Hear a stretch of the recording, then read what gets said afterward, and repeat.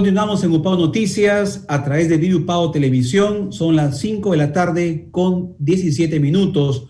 Vamos ahora en nuestra sección entrevista a conversar con el doctor José Caballero Alvarado. Él es médico cirujano, docente de la Universidad Privada Antonio Dorrego, además de coordinador académico de la Escuela de Posgrado, y labora en el Hospital Regional Docente de nuestra ciudad, para conversar en esta tarde sobre la pandemia y cómo es que también los médicos están utilizando una serie de protocolos y de estrategias para seguir con los casos de personas que tienen otras patologías y que lamentablemente se han infectado también de la COVID-19.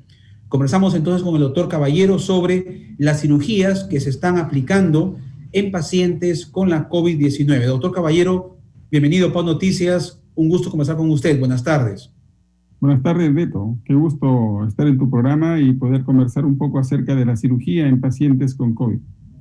Así es, doctor. Sabemos de los esfuerzos que hacen los médicos y todo el personal de las ciencias de la salud, enfermeras y equipos de profesionales en los hospitales en nuestro país y el mundo, específicamente en el hospital regional.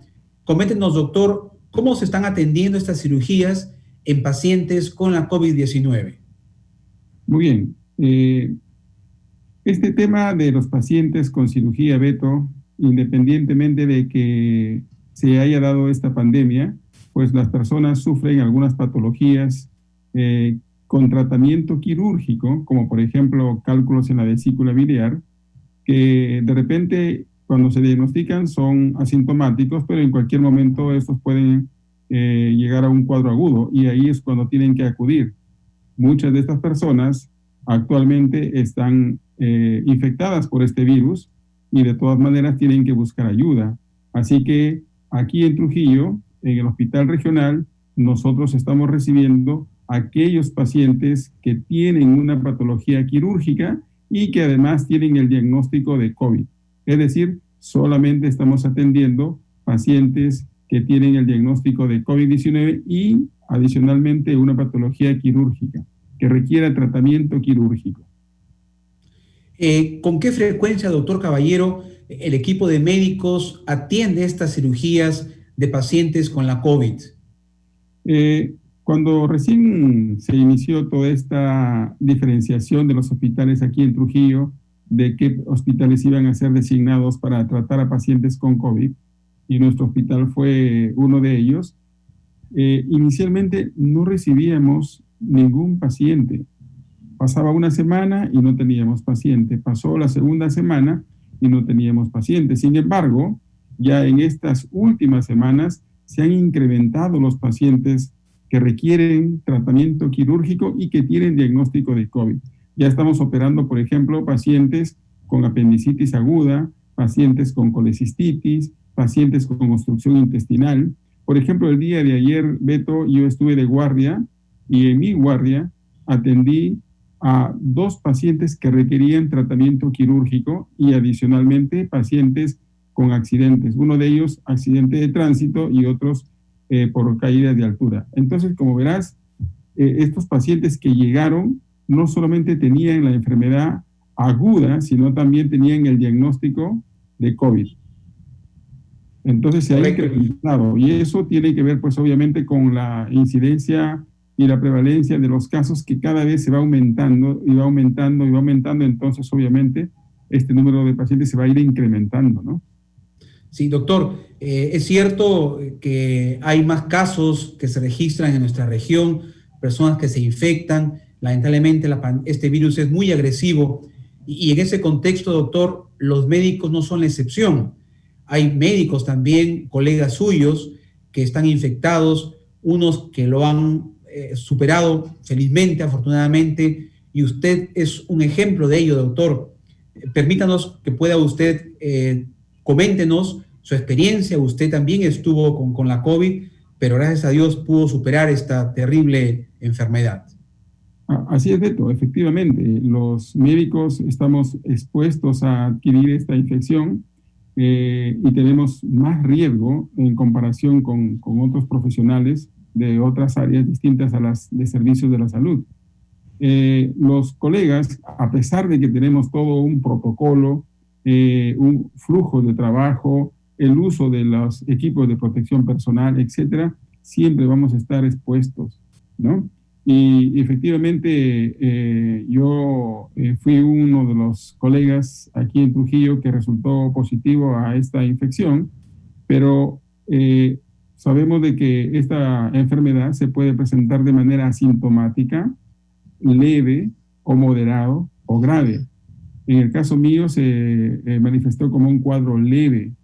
No llegó a mayores, se controló y estuve 3 semanas en aislamiento. Y bueno, logré superar y ahora nuevamente he vuelto al trabajo desde hace 3 semanas, ¿no?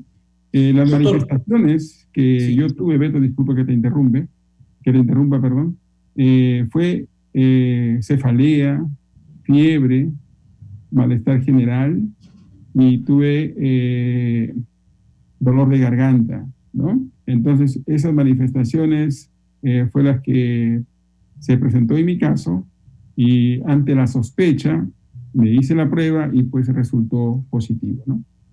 correcto. Decía usted, doctor, que era asintomático. Sí, justamente ese es el tema actual, Beto, de que muchas personas no manifiestan ninguna molestia.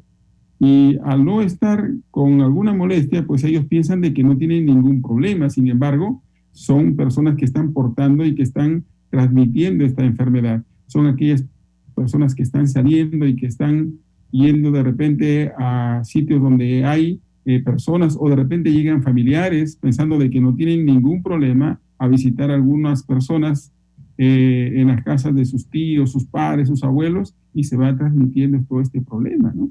La literatura, Beto, reporta de que hasta un 80% de personas cursan de manera asintomática. ¿Te imaginas? Esa es la razón por la que se ha extendido todo este problema del COVID. Doctor, ¿y qué tratamientos, qué medicamentos usted tuvo que consumir para poder superar esta enfermedad? Como el caso mío fue un caso leve, Beto, solamente tuve que tomar paracetamol para el malestar general, para la fiebre, algunos días y bastante líquido, ¿no? Solamente eso, no fue necesario otro tipo de medicamento porque hay medicamentos que están reservados para los casos moderados o para los casos severos. Entonces, en mi caso fue así y como te dije, obviamente mis colegas estuvieron monitorizándome por videollamada, estuve utilizando un dispositivo que se llama oxímetro de pulso para ver la saturación, que es un signo de alarma en el caso de que haya un descenso. Eso significa de que ya hay un compromiso pulmonar de por medio y pues tienes que ir al hospital. Felizmente en mi caso no se dio esa situación. Correcto, doctor Caballero. Finalmente, doctor, como usted lo ha manifestado, tenemos que ser mucho más conscientes, actuar con mayor responsabilidad. Todavía hay un sector de la población que no ha asumido esto con el debido compromiso y creen o se sienten de repente que no van a poder contagiarse o que la enfermedad nunca los va a tocar. Sin embargo, cada día se identifican casos, doctor, que incluso cuando se pensaba que solamente a los adultos mayores eran las personas que estaban en riesgo, hoy se está comprobando que no hay nadie que se pueda librar, incluso los niños pueden infectarse y han sido casos de niños infectados con la COVID. Es cierto, Beto, efectivamente.